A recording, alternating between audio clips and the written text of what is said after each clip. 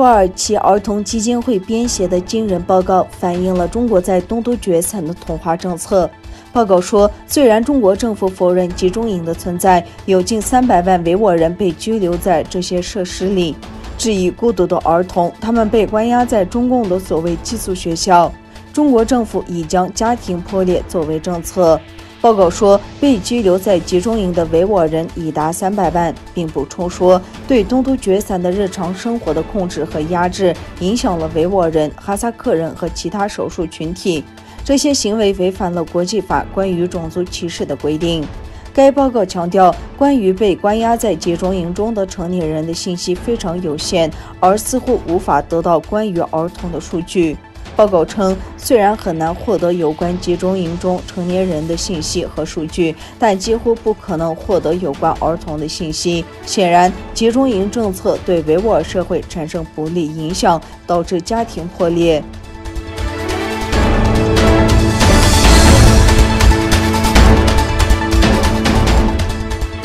尽管有可靠和充分的证据表明维吾尔人正在遭受大规模的强迫劳动，但中国政府仍否认存在强迫劳动。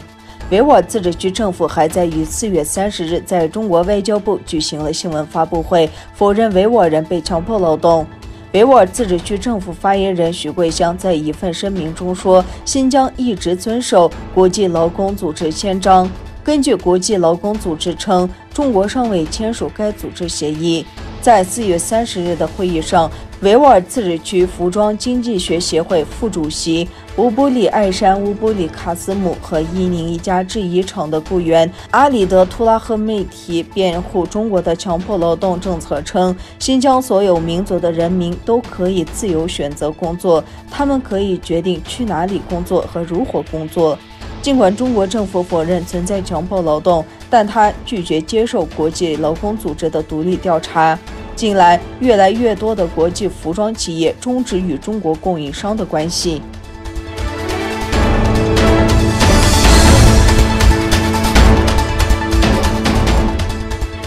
集中营受害者在中国驻阿拉木图领事馆前针对东突厥散种族灭绝和危害人类罪的示威活动已经进行了80余天。一群东突厥散受害者家属于4月30日在阿拉木图一家大型中餐厅前举行示威，示威者大多数为集中营受害者的母亲，他们高举被中国非法拘押或被监禁的亲属的照片，要求中国当局提供关于他们的信息。抗议者高喊“中国人滚回去”、“关闭集中营”和“中国释放我们的家人”等口号。一名母亲说，尽管中国领事馆前的抗议活动已经进入了第82天，但是中国当局一直没有回复我们的请求，所以我们决定在汉人聚集的餐厅前举行示威。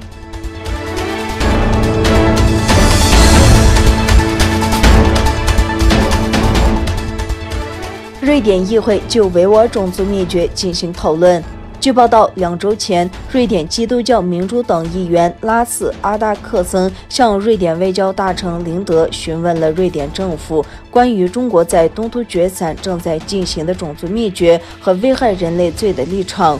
瑞典议会于4月30日就维吾尔问题举行讨论会，安排这次会谈的目的是回答阿达克森议员的提问。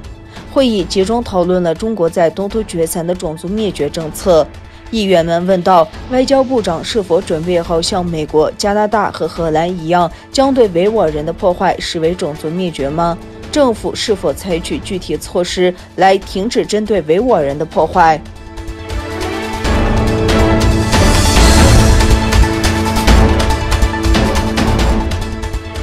中国长征5B 火箭失控，使世界处于戒备状态。中国海南省文昌航天发射场发射了待在中国空间站天河核心舱的长征5号 B-12运载火箭，但国际专家日前警告，失去控制的21吨重的中共火箭正重返地球，并可能坠落在人口密集地区。据称，火箭失控后的火箭的某些部分在大气中燃烧，但有关各方仍对这枚21吨重的火箭的某些部分会坠入居民区而感到担忧。考量到其速度，即使轨道只有微小的改变，也会对最终坠落的位置产生很大的影响。目前预估可能在5月10日重返地球。